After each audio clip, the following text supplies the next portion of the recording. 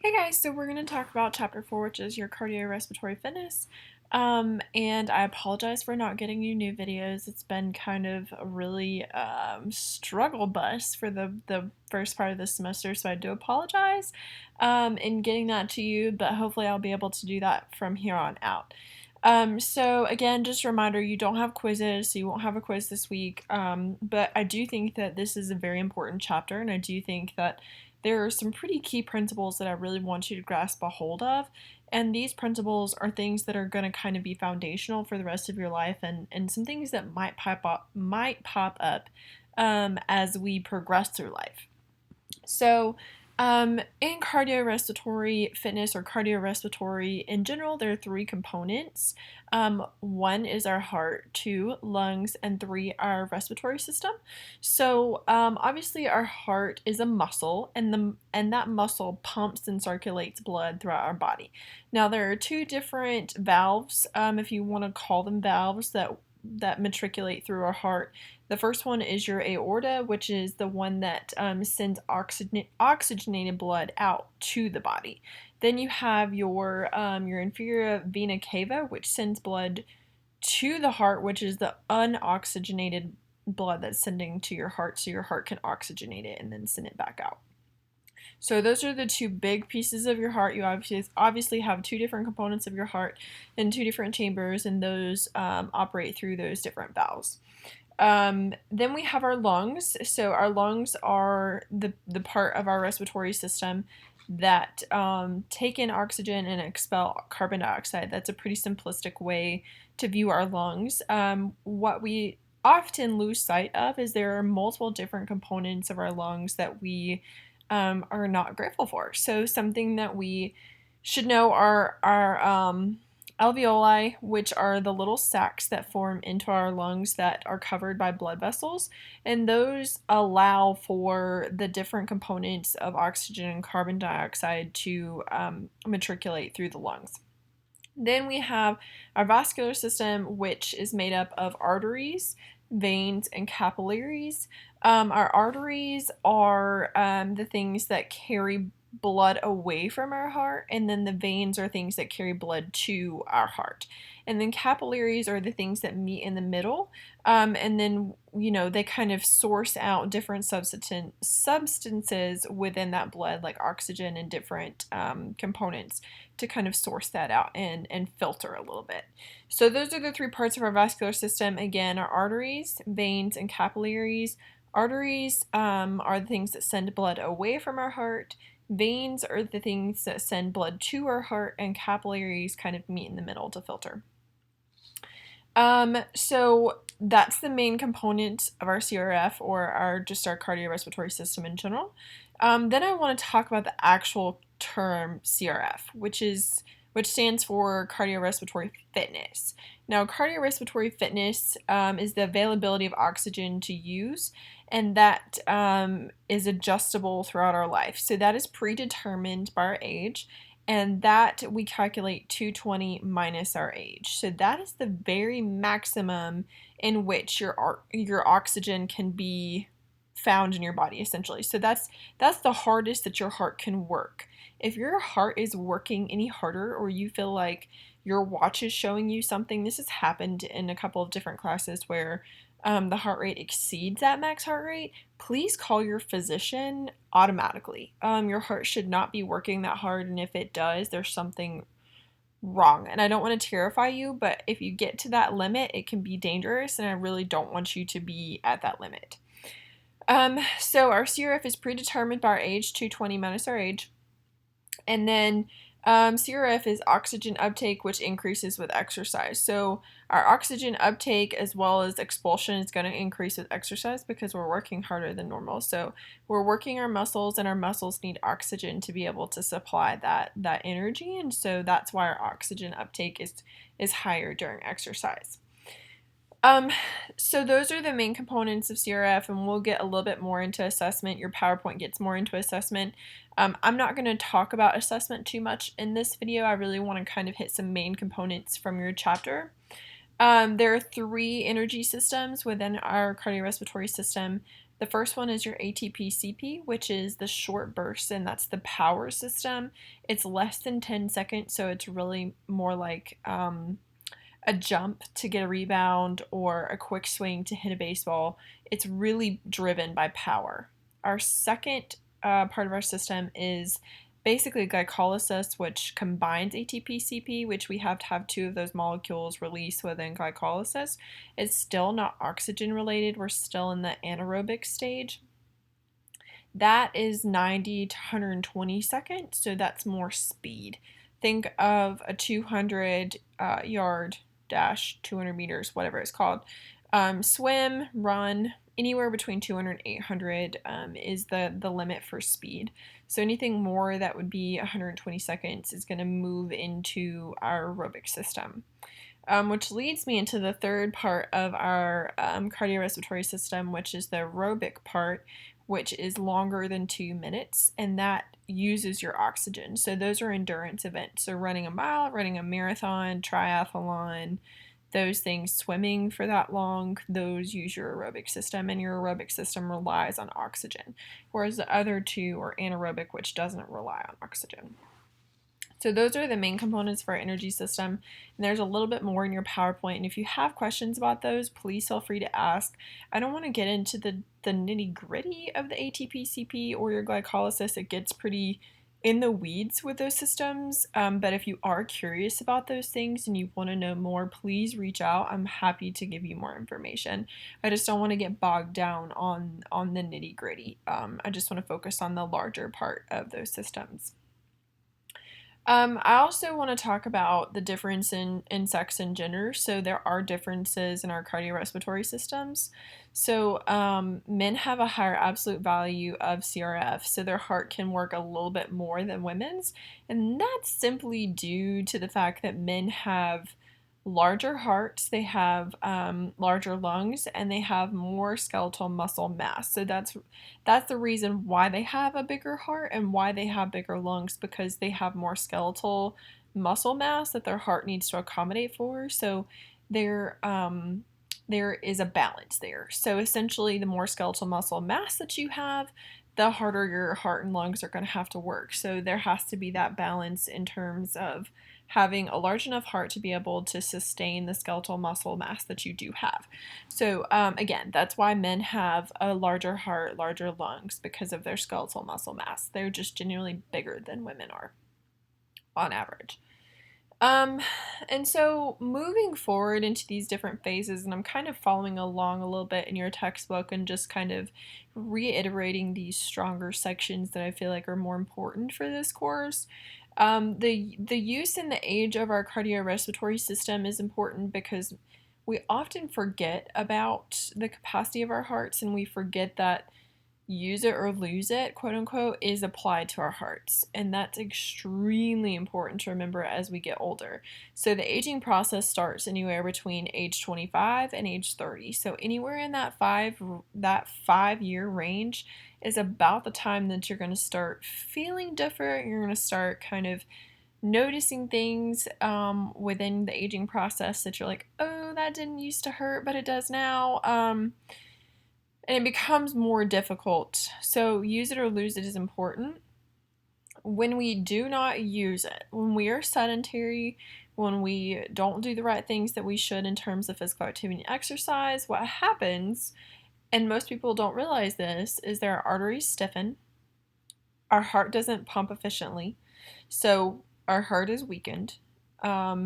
We lose elasticity in arteries, and I think I just said that stiffens, but I want to make sure that we use that term elastic because that's what we're going to keep talking about.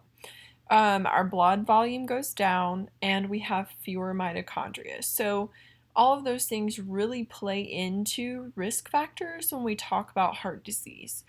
And we're in February, and February is National Heart Health Month.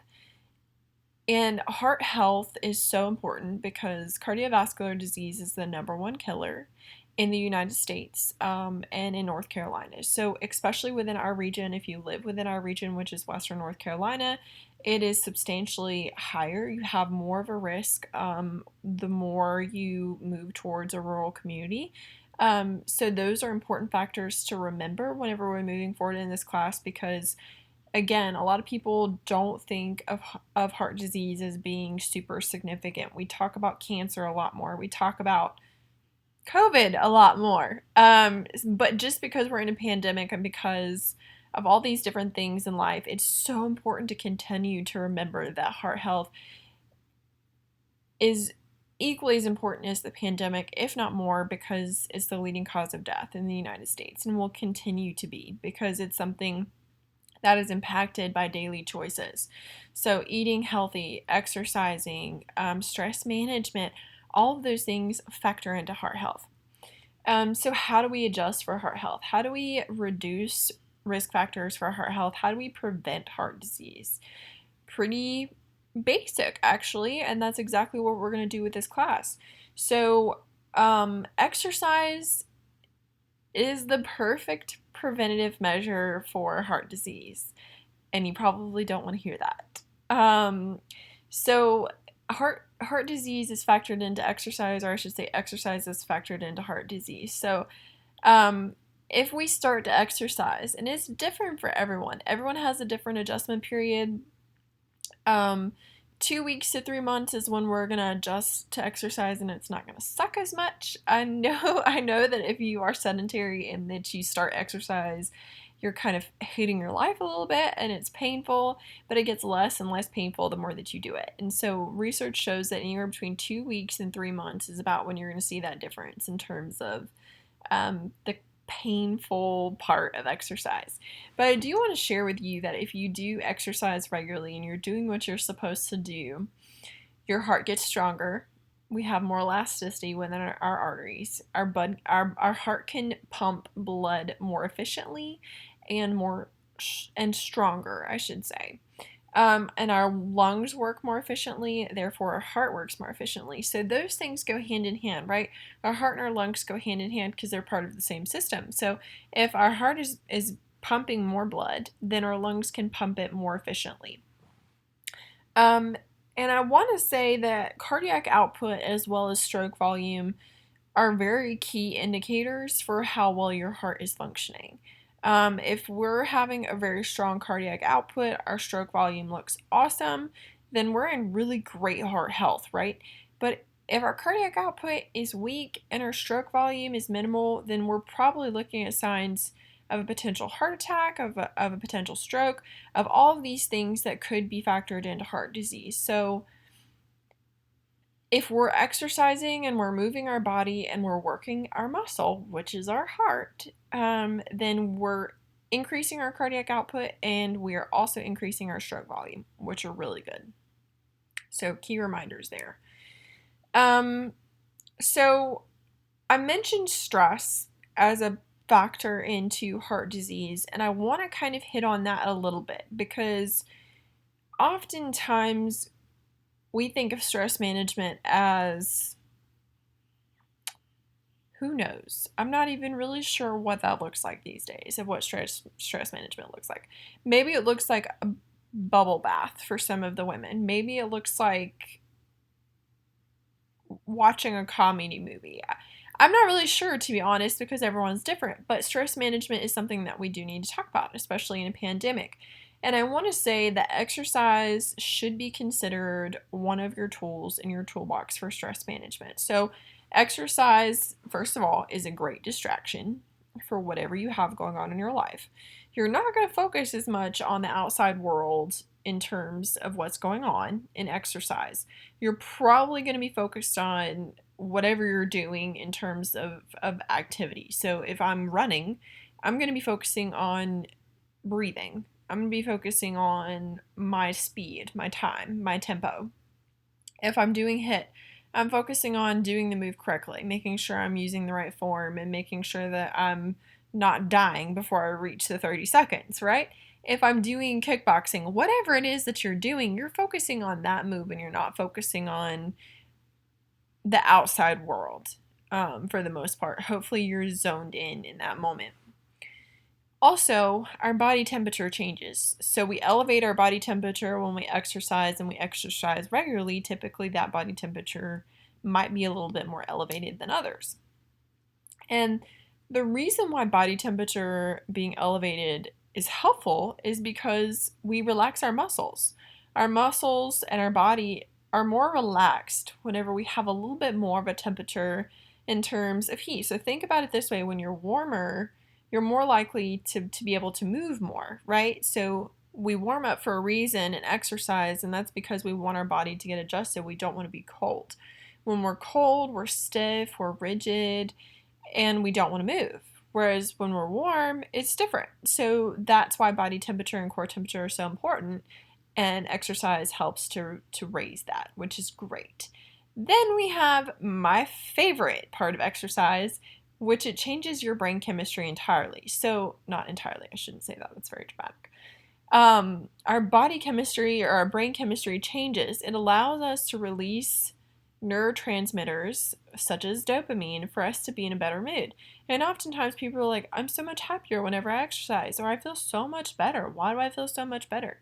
It's because your brain chemistry is changing. You're releasing neurotransmitters, hormones that make you feel good. You feel so much better whenever you exercise. And part of that is also self efficacy, confidence. So many things come with exercise. And so I just want to remind you guys that that's a key stress management as well as a cardio helper, if you will. So those are important. I want you to keep that in mind. And then I also want to touch on your max heart rate, which I've already mentioned, which is 220 minus your age.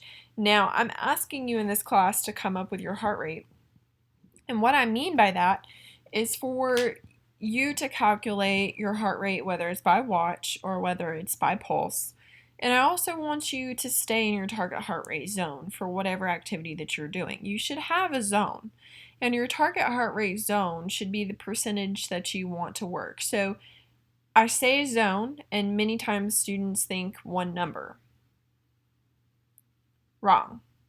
So a zone means that you're from one area to another area, right? It's not just one number.